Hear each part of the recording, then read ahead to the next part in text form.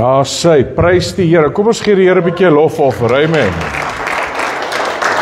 Prys die Here. Kom ons neem ons sitplekke in. Alle eer aan die Here. Praise the Lord. Kan ek maar 'n staander kry? Dankie. Ek hoop dit gaan goed met elkeen van u wat u is. Amen. Prys die Here. Het julle hierdie week so ver geniet? Amen. Kom aan. Wie het julle hierdie week so ver geniet? Amen en amen. Prys die naam van die Here. Nou ek is vanaand weer eens gemaklik aangetrek. Ek sien gewoonte aan om altyd so gemaklik aan te trek nie, maar ek is vanaand gemaklik aangetrek en ek dink dit is ook 'n goeie ding terwille van die tradisie wat breek. Amen. Tradisies. Nou ja, dit daar gelaat. Prys die Here. Nou geliefdes, kom ons bid gou saam. Hemelse Vader, ek wil baie dankie sê vir u genade. Ek wil dankie sê vir die goedheid en die guns. Dankie Here dat u God is. Dankie dat daar niemand soos u is nie. Here, u wie was en is en tot in alle ewigheid sal wees, Here. Ek wil dankie sê vir u genade. Here, vanaand is dit my gebed dat u sal beweeg oor elke een wie honger en dors het. En as daar nie honger en dors is nie, Here, vra ek dat hulle sal honger en dors word. Maar Here, dat daar 'n begeerte in elkeen se hart sal wees vir die absolute doping van die Heilige Gees. En ek dank u, Here. Here, seën asseblief, Here, vanaand se gehoor en salf hulle om te hoor wat die woord van God sê. En ek bid en vra dit in die naam van Jesus Christus en die kudde van die Here sê amen en amen. Prys die Here. Amen. So ons het tot sover het ons bespreek alles aangaande, of nie alles nie, dit wat ek in hierdie tyd met u gedeel het oor die Heilige Gees, en ek glo dat dit vir die baie beteken, en u kan altyd teruggaan na die video's toe om dit weer te luister, want ek weet dit is baie informasie gewees, maar dit is goed so, dat daar informasie is, want dis hoe jy groei, is in die woord van God. Maak seker, jy bevind altyd jouself standvastig in die woord van die Here. Okay? Nie in experience nie, in experience vloei, maar die woord van God is wat saak maak. Alles kom uit die woord van God uit. Amen.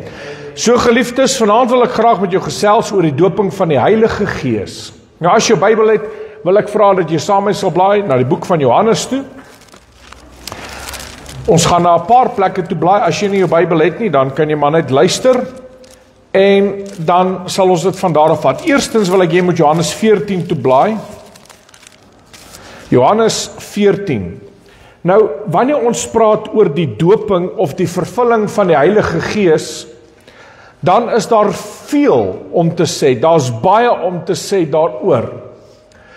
Maar ek wil vir jou dit sê, dat die Here maak sy woord 'n werklikheid in elke een se hart en lewe. Amen.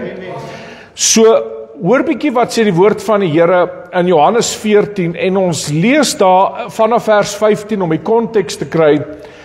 Kom die apostel Johannes en hy skryf, as julle my liefhet, bewaar my gebooie. Dis die Here Jesus Christus wat nou in die woord is en spreek en sê, as julle my liefhet, bewaar my gebooie. En ek sal die Vader bid en hy sal julle 'n ander trooster gee om by julle te bly tot in ewigheid. Sê bietjie tot in ewigheid. Sommige mense, vir die wat, en ek wil nie nou daaroor praat nie, maar mense wat vra, jy weet, is die Heilige Gees tydens die verdrukking, is die Heilige Gees dan nog hierso, of is die Heilige Gees in die hemel? Geliefdes, God is alteenwoordig. Amen. 1 Johannes 5 vers 7 en 8 maak dit baie duidelik, dat daar's 3 wat getuig op die aarde, en daar's 3 wat getuig in die hemel. En die een wat getuig op die aarde en in die hemel is die Heilige Gees. Amen. Maak dit sin? So, wat ek daarby wil sê is dat die Heilige Gees getuig in die hemel en op aarde. So God is alteenwoordig. Dis nie asof die Here gelimit word nie. Nou, dan sê die woord van die Here Jesus daar in vers 17. En ek wil hê julle moet oplet na die terminologie van God se woord, en hy sê die gees van die waarheid. Sê 'n bietjie die gees van die waarheid. Okay, die gees van die waarheid wat die wêreld nie kan ontvang nie.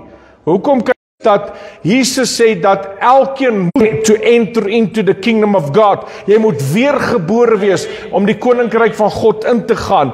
En dan verduidelik Jesus aan Nikodemus, want Nikodemus het na Jesus toe gekom en in die nag, en toe hy met Jesus kom praat, want hoekom? Nikodemus was 'n Fariseer, hy was deel van die Sanhedrin gewees, so terloops, en dis belangrik vir ander redes, wat ek nie nou ingaan nie, maar dat hy was in die nag kom hy na Jesus Christus toe, en hy vra vir die Here, Here, ons weet dat U is van God af, en dat niemand kan hierdie werke doen, behalwe as hy van God af is, en Jesus sê vir hom, jy moet weergebore wees, om die koninkryk van God in te gaan. You must be born again. En dan gaan Jesus aan en hy verduidelik vir hom, hy wat uit gees gebore is, en uit water. Gees, daai gees gebore, dit is wat die Heilige Gees doen.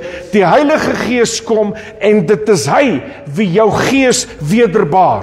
Sonder die Heilige Gees kan jy nie tot redding kom nie. Amen. Want hoekom? Dis hy wie jou gees wederbaar. Amen. Jy word gewas deur die kosbare bloed van Jesus Christus. Jy word geregverdig deur die bloed van Jesus, en die Heilige Gees kom en hy wederbaar jou. So dit is die Heilige Gees in ons. Nou kom ons gesels vlugtig net daaroor. Die Heilige Gees wie in ons is, en daar is vele skrifgedeeltes, Romeine 8 en 1 Johannes 5 en vele ander skrifgedeeltes wat verduidelik dat die Heilige Gees wie in ons is, hulle wie kinders van God is, word deur die Heilige Gees gelei.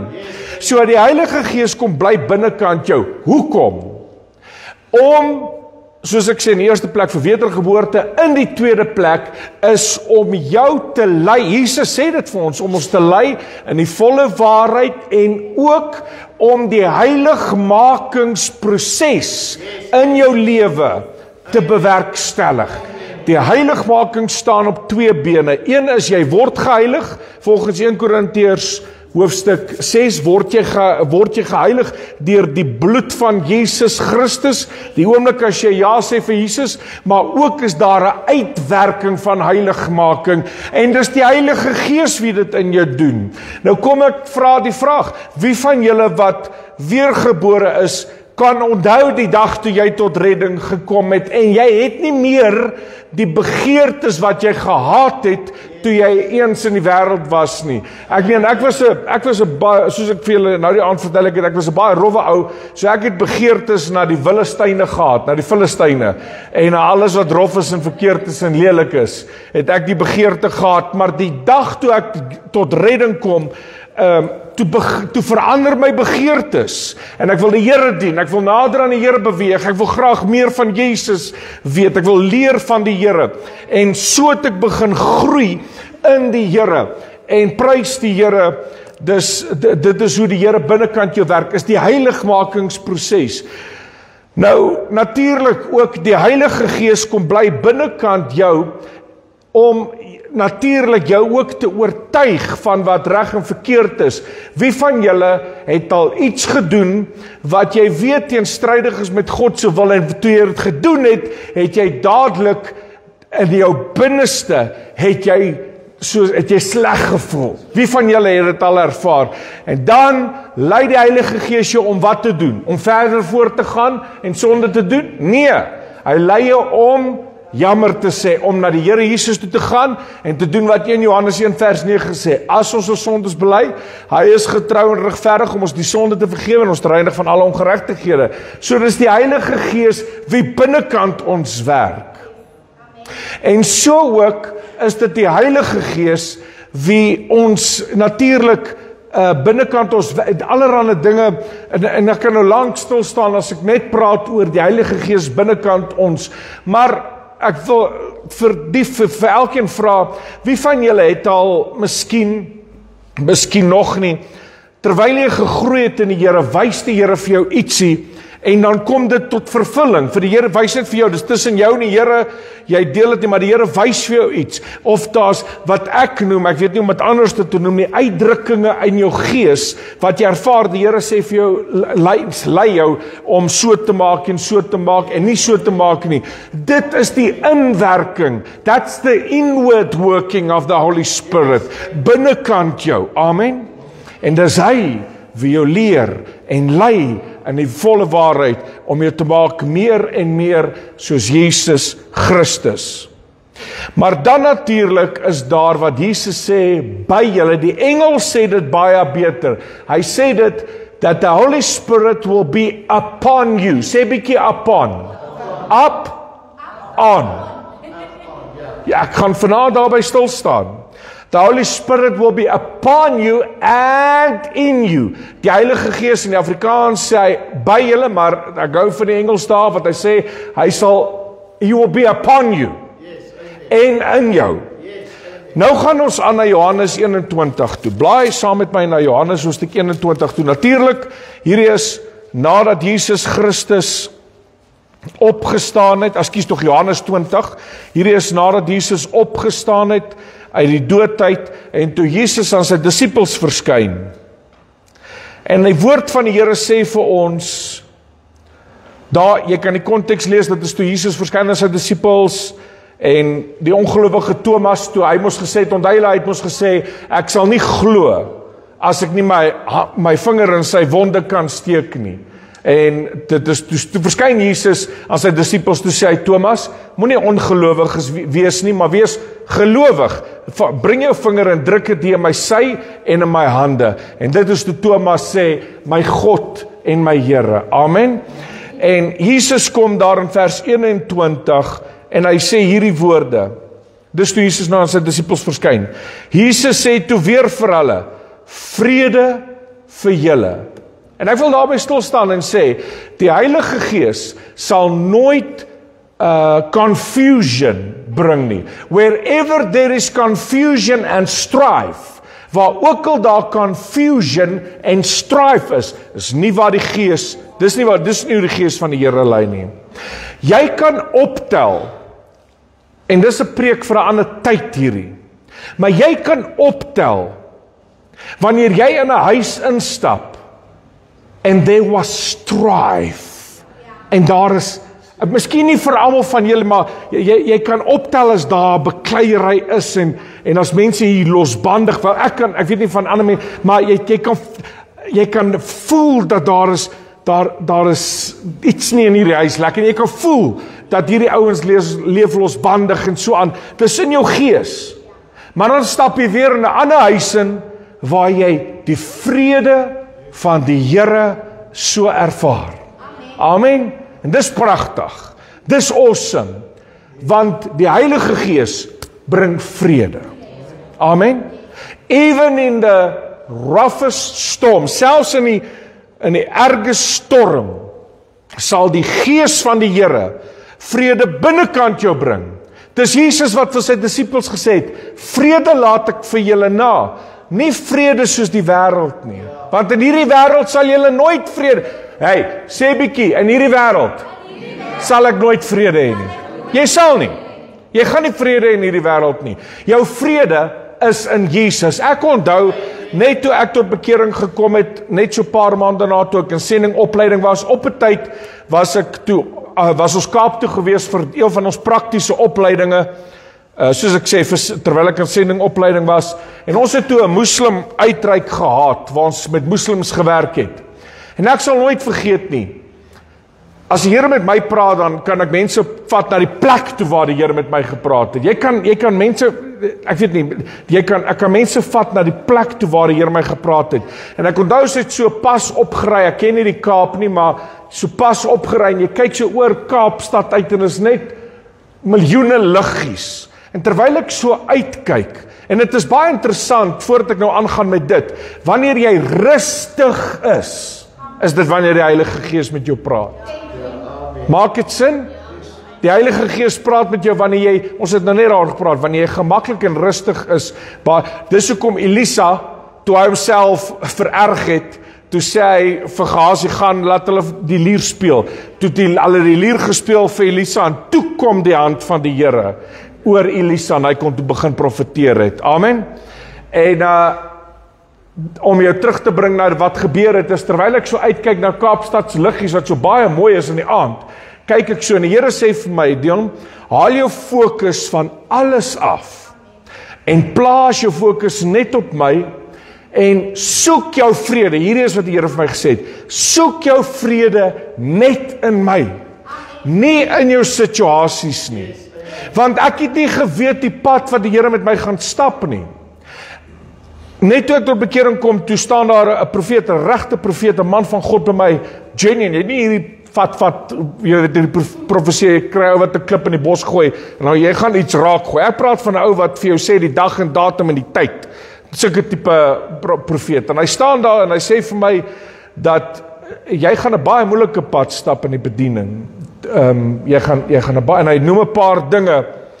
En ek het nie geweet wat is wat nie, maar 'n paar maande daarna sê die Here self vir my, soek jou vrede net in my en nie in jou omstandighede nie. En die pad wat ek tot dusver gestap het, is nie 'n pad vir sissies nie. Amen. Dit was 'n onsaglike, en veral aan die heel begin en selfs daarna nog, onsaglike moeilike pad. Jy word deur jou eie broers en susters gekruisig, as ek dit in daai terme kan sê. Baie moeilike pastore wat teen jou opstaan en letterlik die moderators van gemeentes, ek praat van moderators van gemeentes, wat jou aanvat en hulle pastore aan het, vat daai pastoor, Dion. Amen. En, maar nietemin, en Jesus sê, vrede vir julle. That's where the Holy Spirit works, is where there's peace. Amen.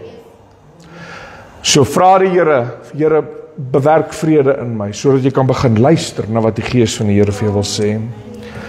En vers 22 sê hierdie woorde, Jesus spreek en hy sê, en nadat hy dit gesê het, blaas hy op hulle, en sê vir hulle, ontvang die Heilige Gees. Wat doen Jesus? Hy staan voor sy disippels, en hy blaas op hulle, en hy sê, ontvang die Heilige Gees. Maar wag net so 'n bietjie, blaai net vir my, is dit 1 bladsy aan na Handelinge 1 toe. Dan lees ons 10 dae na die opstanding van ons Here Jesus Christus, 10 dae na die hemelvaart, 10 dae na die hemelvaart, toe Pinksterfees aangebreek het, net voor dit, sê Jesus vir sy disippels, daar in ons lees vanaf vers 4 in Handelinge 1, wat die woord van die Here sê, en toe hy nog met hulle saam was, het hy hulle bevel gegee om nie van Jerusalem weg te gaan nie, maar om te wag op die belofte van die Vader, wat julle, het hy gesê, van my gehoor het. Want Johannes het wel met water gedoop, maar julle sal met die Heilige Gees gedoop word, nie lank na hierdie dae nie. Nou sê Jesus, gaan wag vir eers sê Jesus vir sy disippels, ontvang die Heilige Gees, nou sê Jesus vir sy disippels, gaan wag vir die Heilige Gees. Wat sê julle is dit? Albei. En julle gaan dit deur hierdie boodskap vanaand verstaan. En ek wil weer vers 5 klem lê op, want Johannes het wel met water gedoop, maar julle sal met die Heilige Gees gedoop word, nie lank na hierdie dae nie. Julle sal gedoop word met die Heilige Gees, nie lank na hierdie dae nie.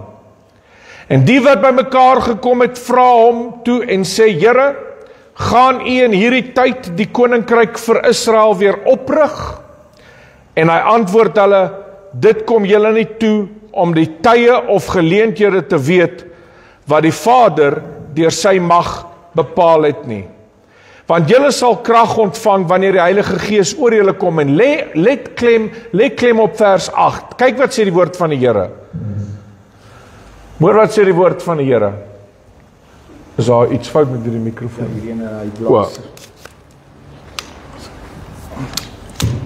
Dankie. Hoor wat sê vers 8. Hy sê daar, maar julle sal krag ontvang wanneer die Heilige Gees oor julle kom. Julle sal krag ontvang wanneer die Heilige Gees oor julle kom, en julle sal my getuies wees in Jerusalem, sowel as in die hele Judea en Samaria, en tot aan die uiterste van die aarde. Nou die Engels, King James sê dit vir my natuurlik die mooiste. Hy sê, but you shall receive power. Nou onthou ons het nou die aand gepraat oor daai woord power, waar dit in die Grieks is, dynamis, waar ons die woord dynamiet vandaan kry, en ons het daaroor gepraat. Maar julle sal krag ontvang, but you shall receive power after that the Holy Ghost has come upon you, and you shall be my witnesses in Jerusalem, Judea, Samaria, and to the uttermost part of the earth. Nou om te illustreer het ek my jas saamgebring. En ek het dit vlugtig nou die aand gedoen, maar ek wil hê julle moet hierop let. Hy sê, maar julle, ek gaan dit in die Engels quoteer, but ye shall receive power after that the Holy Ghost has come upon you. So, in Johannes 14, vers 17 sê Jesus, die Heilige Gees sal by julle, he will be upon you and in you. When do you receive the inward? Wanneer jy weer gebore word. Maar dan sê Jesus, kom daar 'n ander tyd. That the Holy Ghost will come upon you. Why? Why do the Holy Spirit needs to come upon me? For what reason? In die eerste plek, en ek gaan my jasheid aanhou vir illustrasie, net vir die volgende paar minute, so vergewe my, maar die eerste plek is, the Holy Spirit within you is for you. To guide you, to lead you, to work the gifts of the Spirit, the fruit of the Spirit, eerder die vrug van die Gees, in jou, Galasiërs 5, daarvan af vers 19, amen, en tot by 22, wat ons lees, die vrug van die Gees, dis binnekant jou, but then, you shall receive power after that the Holy Ghost has come upon you. To do what? Lees verder. To be my witnesses in Jerusalem, Judea, Samaria, and to the uttermost part of the earth. Julle sal my getuies wees. Met ander woorde, julle sal, wat is dit om vir Jesus te getuig? Dit is om die koninkryk van God uit te brei. So raai wat gebeur nou? As ek nou iewes skielik hande op mense lê, is ek gedek met die Heilige Gees. And it's not me anymore, but it's the Holy Spirit. So nou lê ek hande op mense, en ek gebruik hier net vir illustrasie redes, en ek lê my hande op mense. Kan jy sien, dat dis die Heilige Gees wat op my rus, om mense te bedien. So the Holy Spirit upon me is for ministry, om te bedien. Die Heilige Gees in my is vir my, maar die Heilige Gees op my is om te kan getuig. Jy sal sien mense wat gedoop word met die Heilige Gees, dat iewes skielik, mense wie gedoop word met die Gees van die Here, is iewes skielik, wat dis woord sê, dynamite. Hulle is iewes skielik, voorheen het hulle gepraat, dit was leefwoorde, dit was kragteloos, maar iewes skielik, nou as hulle praat, there's conviction, daar's oortuiging, daar's krag, daar's iets wat gebeur. En hoor wat ek jou nou sê, die Heilige Gees sal nooit van die mens getuig nie. So, never to exalt the person, but to glorify Jesus. Die Heilige Gees sal nooit die man van God groot maak nie, maar altyd wys na Jesus toe. As jy sien, dit gaan iewes skielik oor 'n pastoor of oor 'n man van God, dan moet jy weet, wat is die Heilige Gees se werk? Jesus sê, hy sal van my getuig. In Johannes 14, 15, 16. He will testify about me. Hy sal oor my getuig. Die Heilige Gees is daar om mense te oortuig van geregtigheid, sonde en die ewige oordeel. En nie om die mens, die vlees, te verheerlik nie. So om hierdie illustrasie dan vir u duidelik te maak, wil ek dit in die woord van die Here gaan vir u wys wat gebeur het. So die disippels het natuurlik die Heilige Gees klaar binnekant hulle gehad, maar dan lees ons in Handelinge 2, lees ons, en ons het nou die aand in detail gegaan, het ons verder gelees, het ons verduidelik oor die toring van Babel, was gisteraan dink ek, né? Die toring van Babel, het dit vir julle iets beteken? Die toring van Babel en Pentekost, Pinkster, hoe dit met mekaar verband hou. Maar hoor weer wat sê vers 1 tot by vers 4. En toe die dag van Pinksterfees aangebreek het, was hulle almal eendragtig by mekaar. En daar kom skielik uit die hemel die geluid soos van 'n geweldige rukwind. Ons het daaroor gepraat, pneuma. En dit het die hele huis gevul waar hulle gesit het. Toe is deur hulle tonge gesien van vuur wat hulle self verdeel en op elkeen van hulle gaan sit het. Tongues of fire came upon them, maar dit het op hulle gaan sit. Ja, amen. Amen.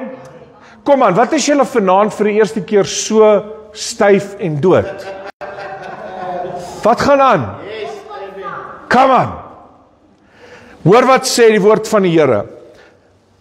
En dit die Heilige Gees het oor hulle gekom, want die vuur was op hulle gesien gewees.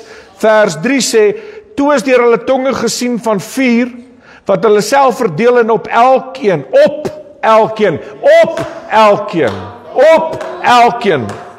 gaan sit het. En hulle is almal vervul. Jy sien, vervul is, hulle was klaar gevul, maar hier kom 'n vervulling. Amen. In vers 5 van Handelinge 1, die doping van die Heilige Gees. Hy sê, en hulle is almal vervul met die Heilige Gees en het begin spreek in ander tale. Soos die Gees aan hulle gegee het om uit te spreek. Geliefdes, wanneer ons die werking van die Heilige Gees, die doping van die Heilige Gees, of die vervulling van die Heilige Gees volg, deur die boek van Handelinge, dan sal ons altyd sien, daar is 'n teken wat volg. En dit is of die spreek in tale of hulle het geprofeteer. Kom ons gaan kyk in Handelinge 8. Blaai saam met my na Handelinge 8 toe. Wat gebeur het is dat Filippus het aangekom in Samaria. Samaria is, ek gaan gereeld soontoe. Samaria, dis waar daar baie konflik in Israel is vandag, maar die Samaritane en die Jode hou nie van mekaar nie. Die Samaritane glo hulle is reg en die Jode glo hulle is reg. Maar die evangelie is vir almal. En Filippus het gegaan en hy het die evangelie verkondig aan die Samaritane. En hoor wat sê vers 6 of vers 5. En Filippus het afgekom in 'n stad van Samaria en Christus aan hulle verkondig. En die skare het eendragtig ag gegee op die woord van Filippus toe hulle dit hoor en die teken sien wat hy doen. Nou sê die woord van die Here daar in vers 14.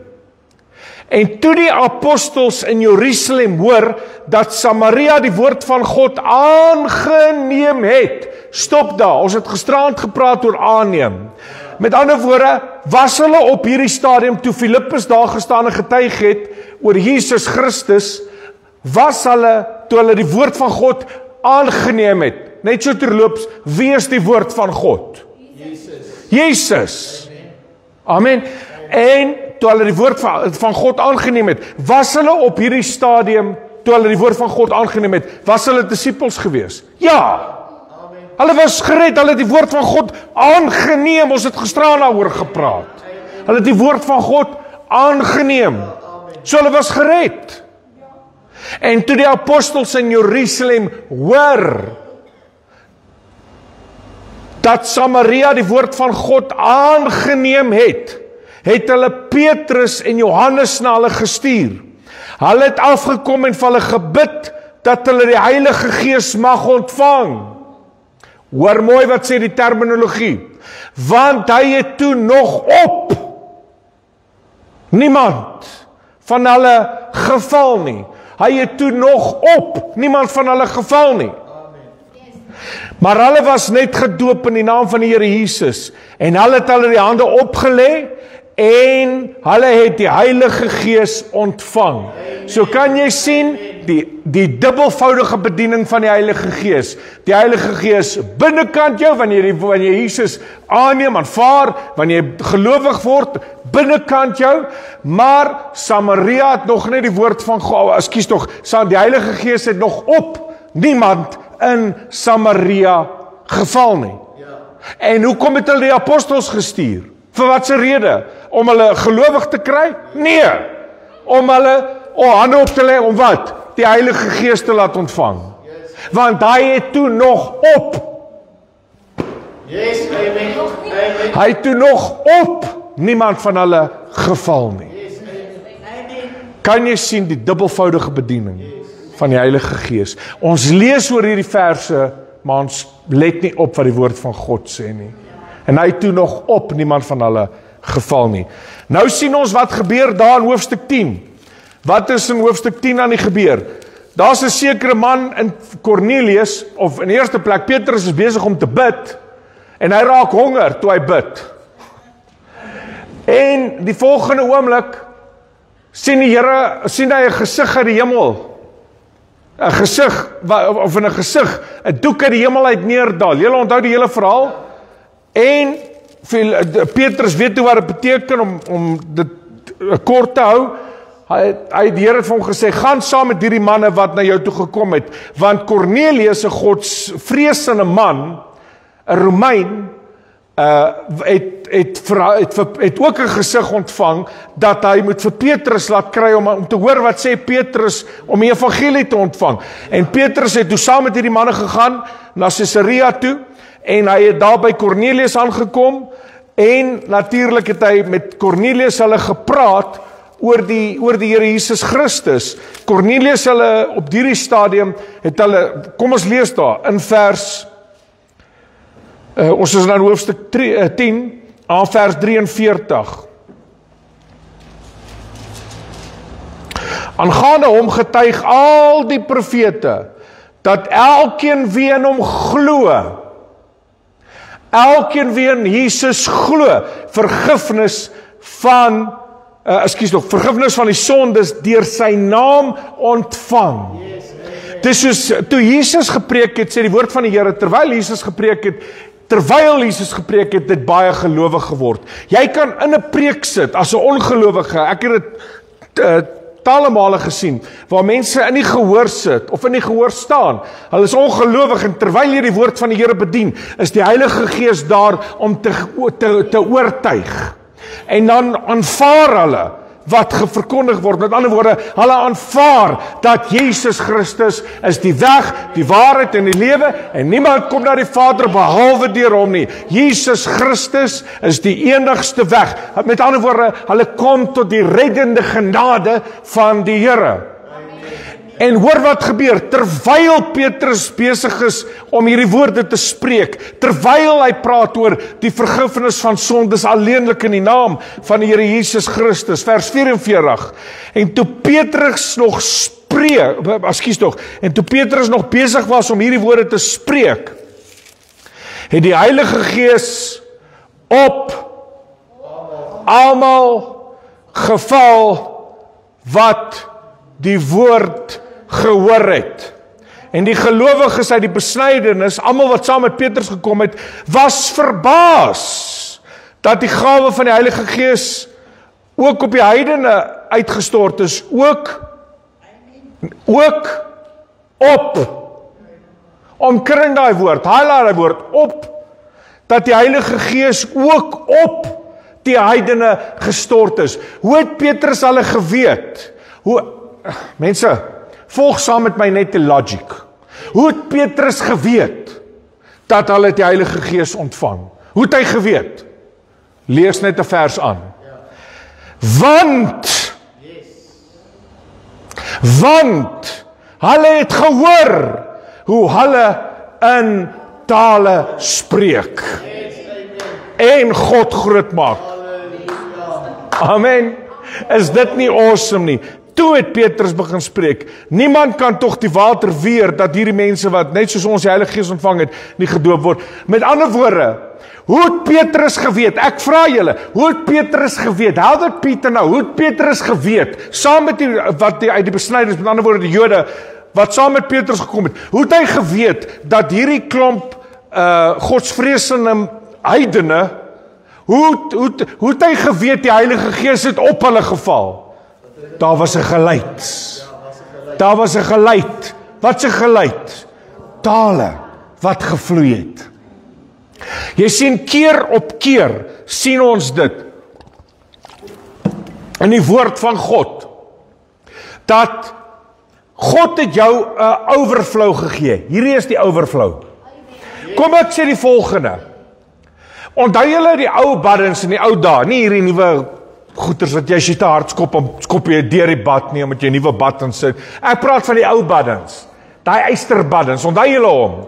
Wat yskoud is, jy moet net warm water intap, laat die bad net die staal kan warm word. Okay?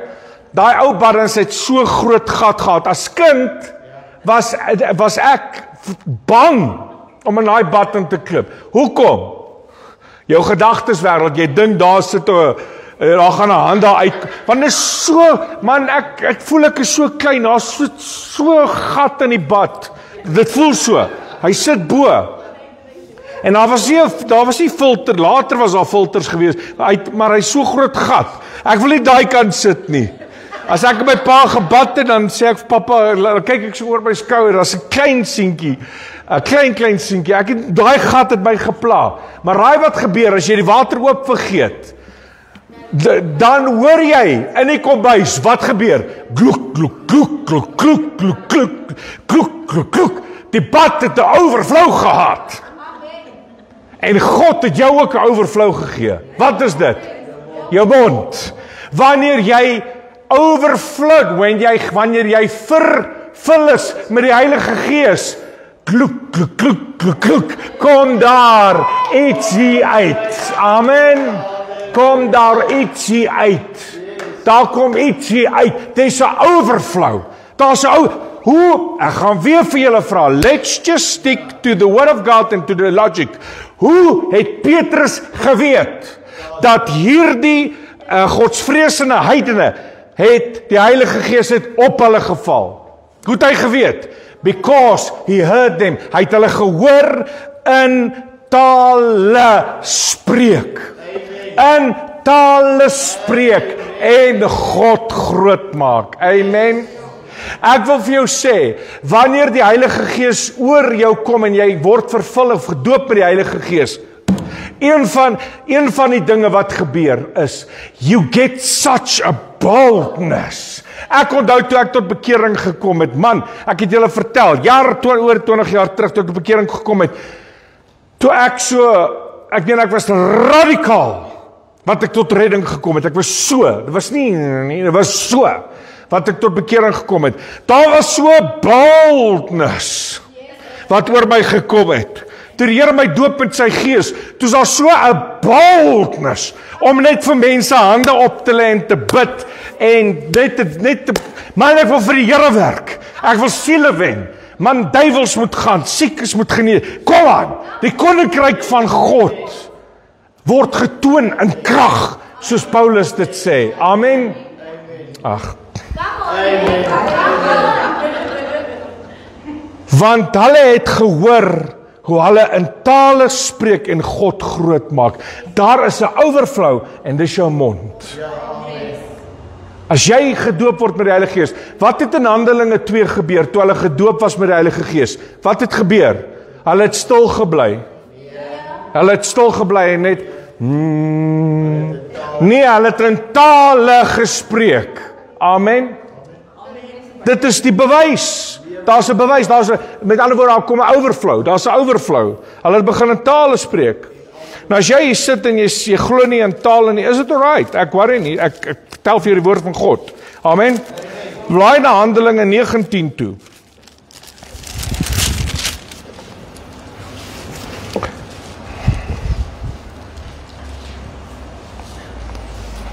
Hoor wat sê vanaf vers 1 nou, Paulus is besig in Efesië wat vandag bekend is as Turkye, en as die Here wil, oor 'n paar dae is ek in Turkye, maar nietemin, en terwyl Apollos vanaf vers 1, en terwyl Apollos in Korinthe was, het Paulus die boonste landstreke deurgereis en in Efesië gekom, en daar het hy sommige disciples. Wat is 'n disipel? 'n volgeling van Jesus. Hy het Jesus aanvaar. Amen. En ja, ons gaan dit nou lees, dat dit word bevestig so. En daar het hy sommige disciples gevind, en hulle gevra, het julle die Heilige Gees ontvang toe julle gelowig geword het? En hulle, met ander woorde, Paulus vra, het julle die Heilige Gees ontvang nadat julle gelowig geword het? En hulle sê vir hom, in vers 2, en hulle vra, het julle die Heilige Gees ontvang toe julle gelowig geword het? En hulle antwoord hom, ons het nie eens gehoor dat daar 'n Heilige Gees is nie. Hy vra hulle, met watter doop is julle toe gedoop? Is julle gedoop? En hulle antwoord met die doop van Johannes. Daarop sê Paulus, Johannes het met die doop van bekering gedoop, en aan die volk gesê, dat hulle moes glo in die een wat na hom kom, dit is Christus Jesus. En toe hulle dit hoor, is hulle gedoop in die naam van die Here Jesus, vers 6, en Paulus het hulle die hande opgelê. En Paulus het hulle die hande opgelê. En die Heilige Gees het hoekom op hulle? Want hy was klaar in hulle. Want hulle was disciples, gelowiges. Hulle het die Heilige Gees binnekant hulle gehad, klaar. Maar toe hulle die hande oplê, het die Heilige Gees op hulle gekom. Sê bietjie op hulle. Op hulle gekom. En hulle het met tale gespreek en geprofeteer. Amen en amen. Kan ons die Here lof of vergee as jy wil? So geliefdes, hier sien ons dat daar is disciples en hulle is ontvang wat Paulus bring, en Paulus lê hulle die hande op en die Heilige Gees het op hulle gekom. En ek gaan weer die vraag vra, hoekom kom die Heilige Gees op jou? En hierdie is die antwoord, is om 'n getuie te wees vir Jesus Christus.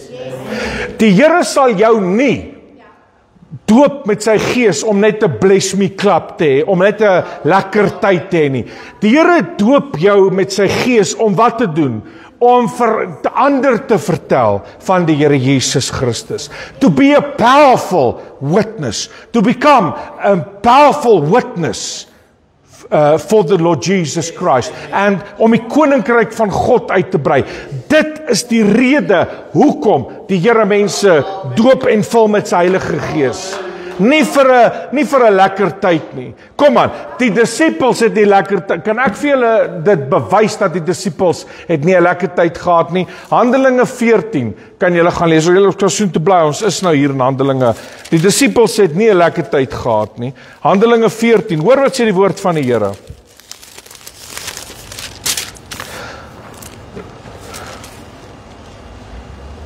Wat gebeur is, Paulus en Barnabas is besig om in 'n sekere stad die evangelie te verkondig. En ons lees sommer daar vanaf vers 19.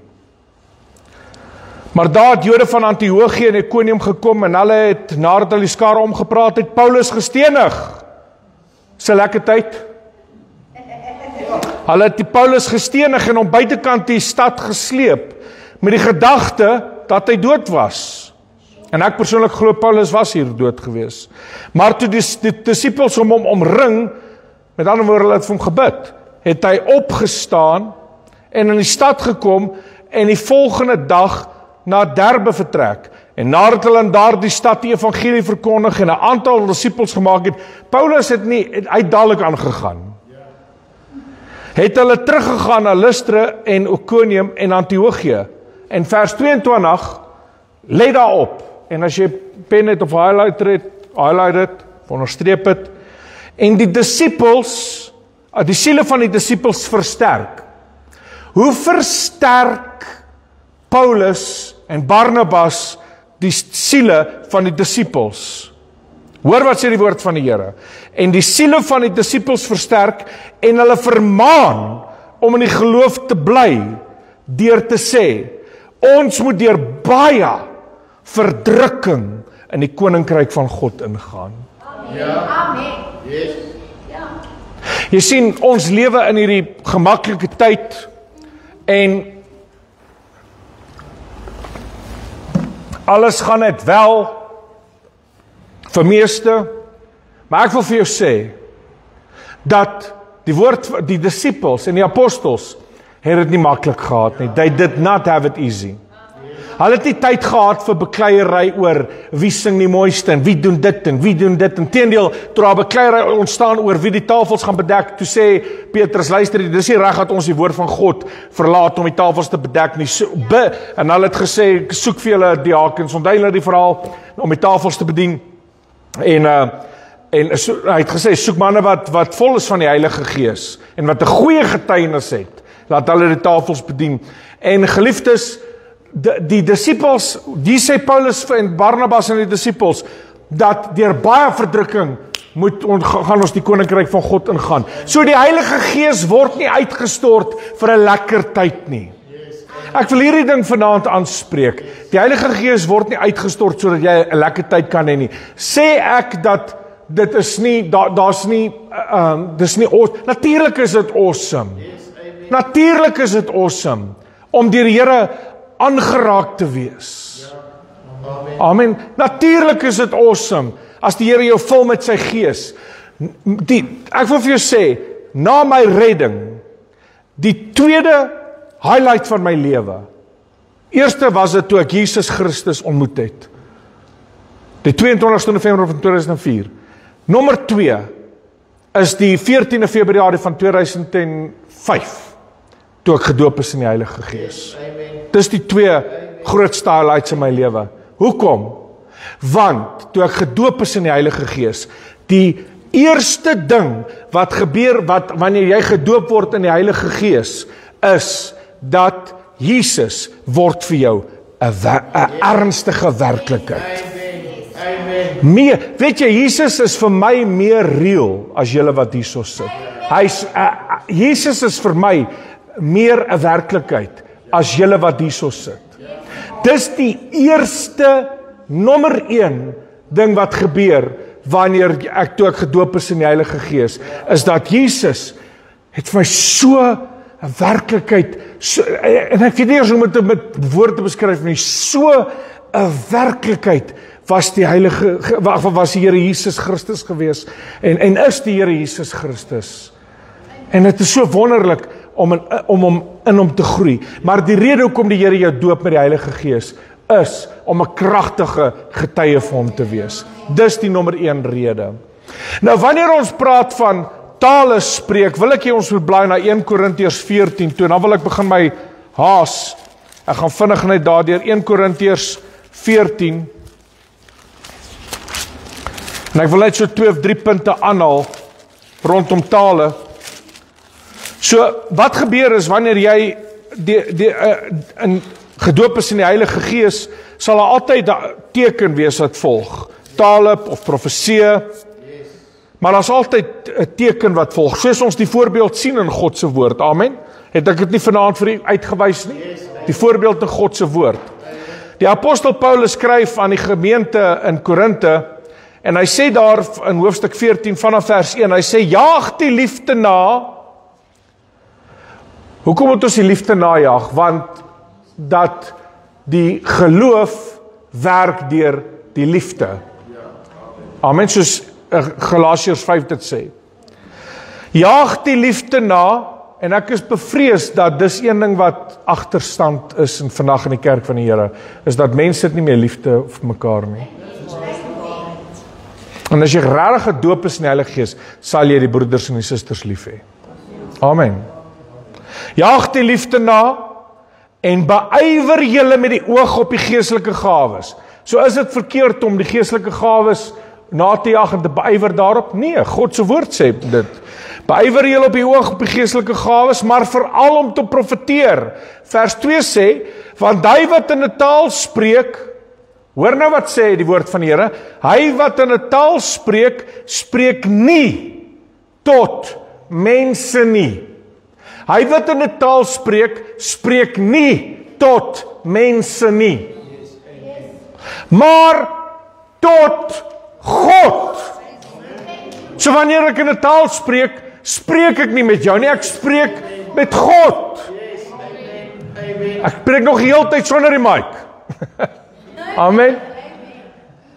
Hy sê, hy wat in 'n taal spreek, spreek nie tot mense nie, maar tot God. Want, weet, jy kry vandag hierdie mense wat so beklei oor tale en nie tale nie, en dit en dat, en maar niemand verstaan. Nee, ek is reg, ek kan hom gebruik as jy wil, maar hy's reg, los hom. Dankie. Hy sê, maar hy wat in 'n taal spreek, spreek nie tot mense nie, maar tot God. Want niemand verstaan dit nie. Hoeveel mense verstaan dit? Mense sal vir my sê, my pa was een van hulle gewees. Dion, hierdie getale sprekery, niemand verstaan dit nie. Amen. Hoor wat sê God se woord. Hy sê, want hy wat in 'n taal spreek, spreek nie tot mense nie, maar tot God.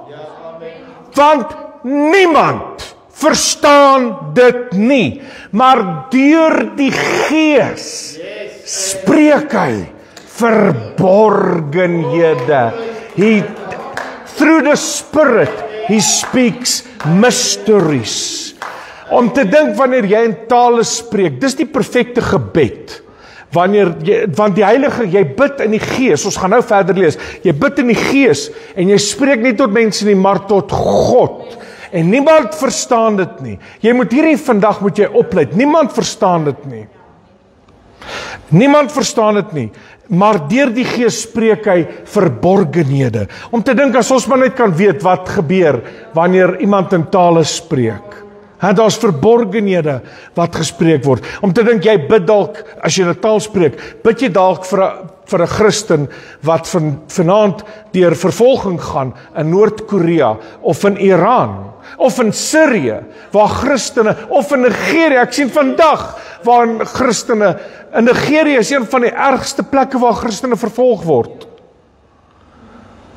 En in Noord-Korea, om te dink as jy 'n taal spreek, jy dink jy staan net hier en jy spreek, maar in the meantime, the Holy Ghost makes intercession for that person. Yes, amen. Is dit nie awesome nie? Kom aan, hierdie moet jou excited kry. Maar vers 3, hy wat profeteer, spreek tot die mense. So wanneer jy profeteer, spreek jy tot die mense, woorde van stigting, troos en bemoediging. Ek wens ek het nog 'n dag gehad dat ek kon lering gegee het, maar dit vat tyd, omtrent 'n 2 ure teaching, net om te praat oor die gawes van die Heilige Gees, volgens 1 Korintiërs hoofstuk 12. Maar hy gaan aan, hy sê daar in vers 4, hy wat in 'n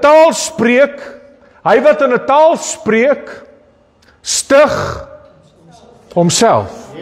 Ek onthou toe ek op hy Muslim uitreik is, hierdie sal ek nooit vergeet nie, oor al die wonderlike dinge wat die Here gedoen het.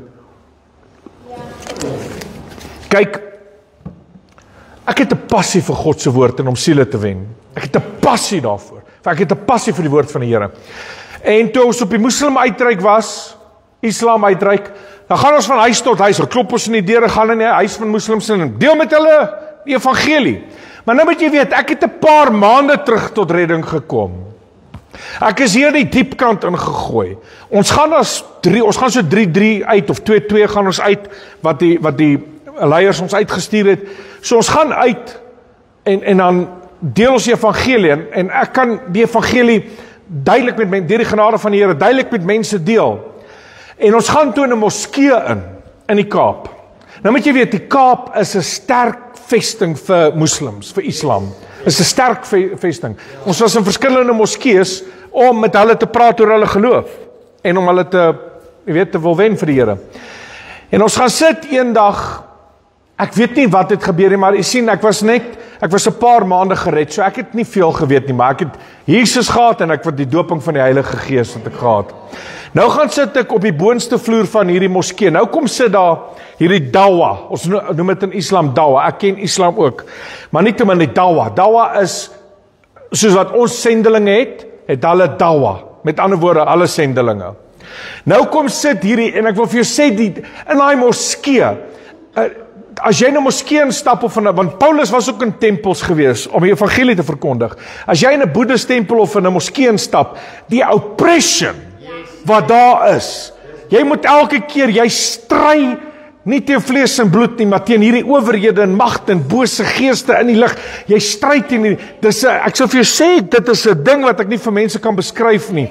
En daai, maar daar's so 'n, ek weet nie om dit te beskryf nie, soos 'n nat, dik kombers wat oor daai moskee hang toe ons daar instap. Nou sit ons 3 daar. Ek, een van my vriende wat hy is 'n sendeling, of hy sê 'n vriend nie, maar hy was saam op sendingopleiding, alhoewel hy 20 jaar terug in OM op sendingopleiding was waar ek opleiding gekry het.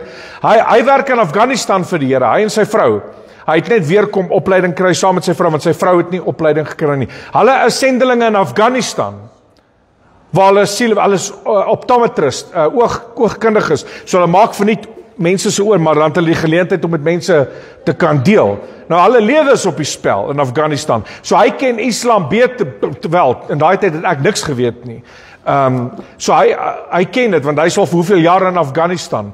En langsom sit my ander vriend, en ons sit daar voor, nou sit ek voor hierdie dawa ou, nou kom hierdie, nou alles 3, nou sit hierdie groot ou hier met so groot baard, grys hare, weet so, en hy begin die Christelike geloof af te breek, en ek begin so te bewe, dis oppression, dis weer eens, ek kan dit nie beskryf wat daar gebeur nie, en ek sit so, ek begin te bewe, en nou kom hier een ou verby, dan het hy spesiale Zamzam water, wat hulle glo is heilige water van Saudi-Arabië af. So by the way, hierdie dawa ouens was van Saudi-Arabië af gewees. So dit is genuine ouens hier, dis die Kaapstad, hierdie ouens het gekom van Saudi af, om hierdie moslims opleiding te gee, in die Kaap.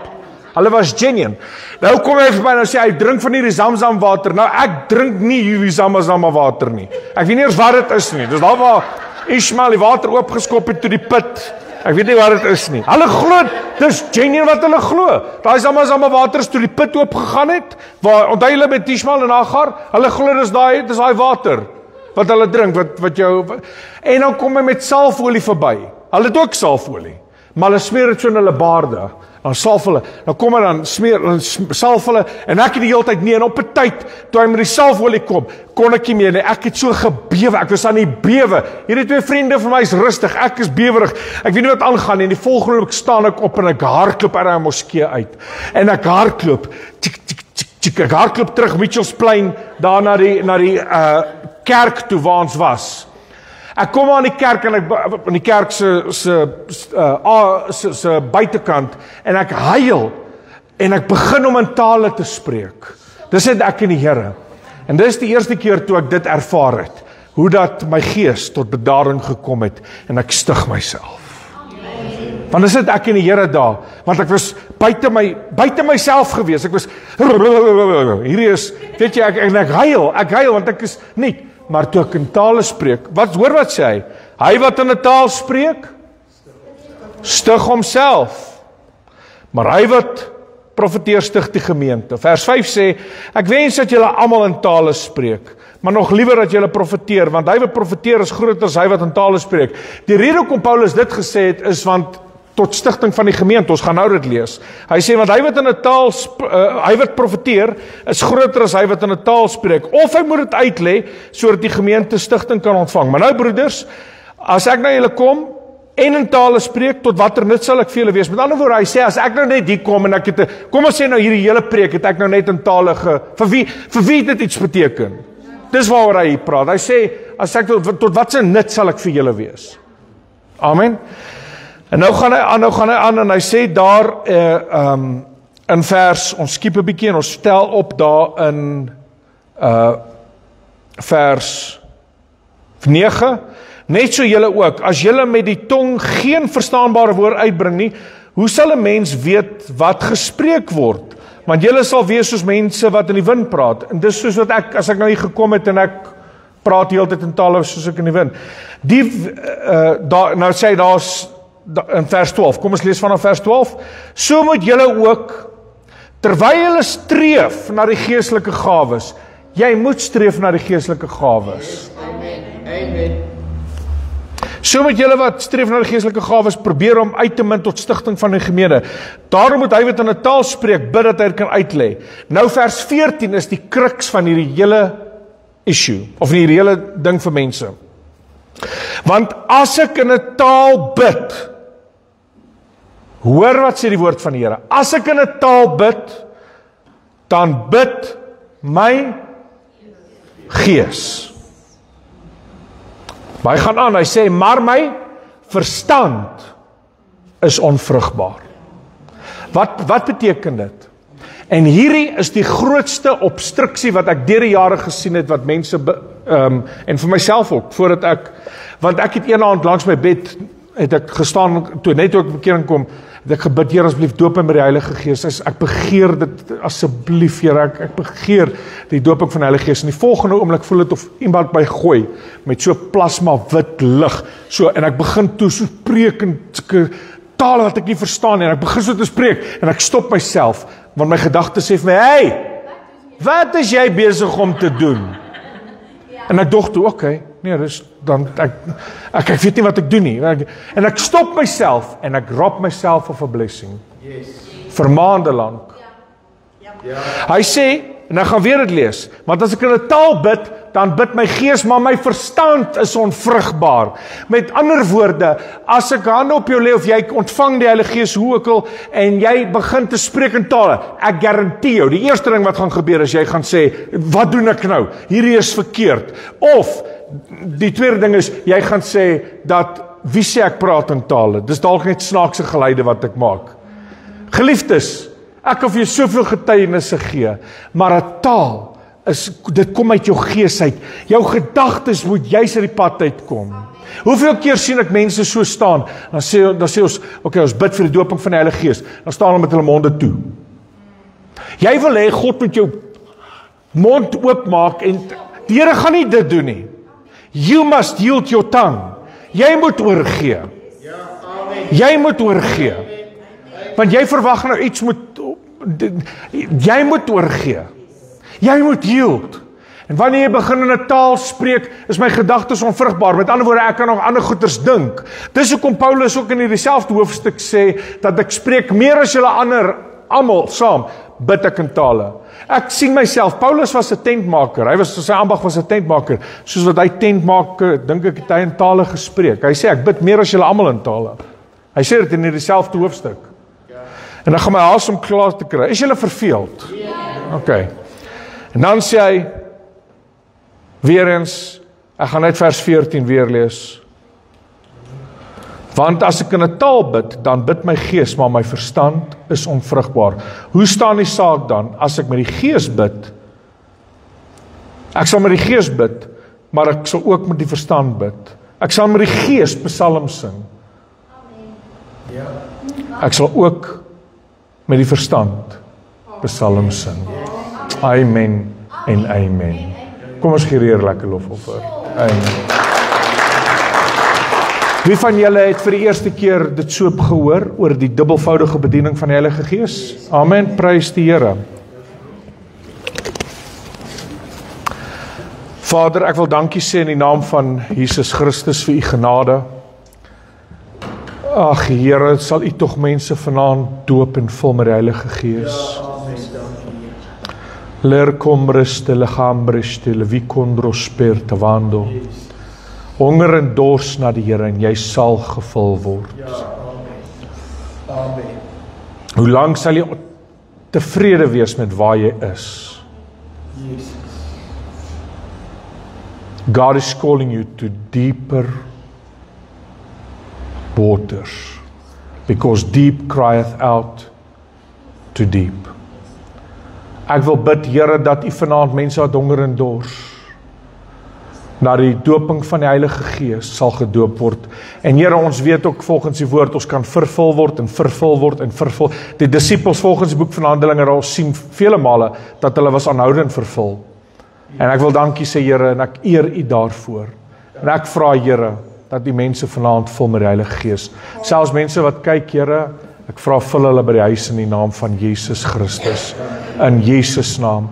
En ek wil bid, that they will become mighty missionaries, mighty witnesses, magtige getuies, werktuie vir die Here Jesus Christus, dat hulle sal uitgaan en disippels maak. That's the reason why you baptize us in the Holy Ghost. Yes, en Here, ek dank U daarvoor in Jesus naam.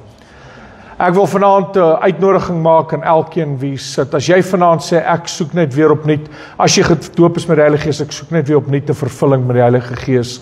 Ek staan op jou voet, kom ons almal staan op ons voet in elk geval, en die wat honger en dors en sê, ek wil vanaand vervul word net weer met die Heilige Gees. Ek vra net vir 'n vars aanraking, kom staan nie voor. Ons gaan vir julle bid, prys die Here. En dan, want daar's hande oplegging. As jy sê dat ek wil net graag vervul word vanaand met die Heilige Gees. I want more of the Holy Spirit. Kom aan. Die Here wil ons vul met sy Gees. Die Here wil ons vul met sy Gees. Prys sy wonderlike naam. Amen. Stop and let me tell you what the good Lord's done for me.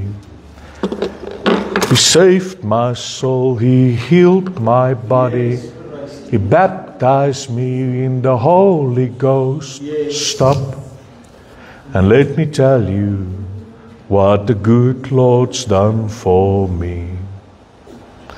And Lord, thank you that you are still good. Thank you for your goodness and your kindness. Kom as julle, ek weet nie wie staan voor en wie staan nie voor, en staan bietjie vir my nog voor en toe asseblief, want ek wil weet vir wie jou hande op te lê. Prys die Here. En skuif in, mense. Prys die Here. Vader, ek wil dankie sê. Ek wil hê julle moet gou na my kyk. Hoor wat sê Johannes 3, dan vers 11. Sê hy, Johannes sê, en ek doop julle wel met water, maar na my kom een wie julle sal doop met die Heilige Gees en met vuur. Matteus 3 vers 11. So, wie doop jou met die Heilige Gees? Jesus, nie ek nie. Ek het niks om vir jou te gee nie. Ek kan wel hande op jou lê en saam met jou die Here vertrou. Maar kyk na Jesus. Moenie na my kyk nie. Moenie na pastoor Danny kyk nie. Kyk na Jesus. Amen. So kyk na Jesus en kom ons bid hierdie gebed saam. En as jy opreg is, gaan die Here jou vanaand vul. Bid hierdie gebed. Sê, Hemelse Vader, ek begeer die vervulling van die Heilige Gees. Kom tog en vul my. Maak my tot oorlopends toe vol. Mense, as julle so gaan stil bly, gaan julle niks ontvang nie. Kom aan, bid. Sê, ek gee myself oor. Gees, siel en liggaam. Vul my met die Heilige Gees. Here Jesus, U het gesê in Lukas 11, as julle aardse vaders weet om goeie gawes aan julle kinders te gee, hoeveel te meer sal die hemelse Vader nie die Heilige Gees gee vir die wie hom bid nie. So op grond van U woord, ek staan op U woord, ek vra die Vader in die naam van Jesus, vul my in die Heilige Gees, in Jesus naam. En daar waar jy staan, begin te spreek, daar ervaar jy dinge in jou gees. Vir jou klink dit dalk snaaks, vir jou klink dit dalk, nee, jy kan nie, jy weet nie wat dit is nie. Begin net daai woorde te spreek, just start to speak. Begin net om daai woorde te spreek. Kerdo Solomombre vetregende. Kom maar, nie in Afrikaans, nie in Engels, nie in Sotho, niks anders nie. Net in daai taal, kom aan. Begin om net te bid. Ter dalokoste la bivendre hesto. Kermandro, kom pastoor, lê hande saam my op. Here, dankie dat U vul hulle door gestolo mogor de kandrostolo borde vinde. Der gastele mandrostolo bovor de heste. Kermoste lavandro copraste la chindre hende la combrondosto lo bobovienda. Shembarto kosheperta handre histe ter kamasiel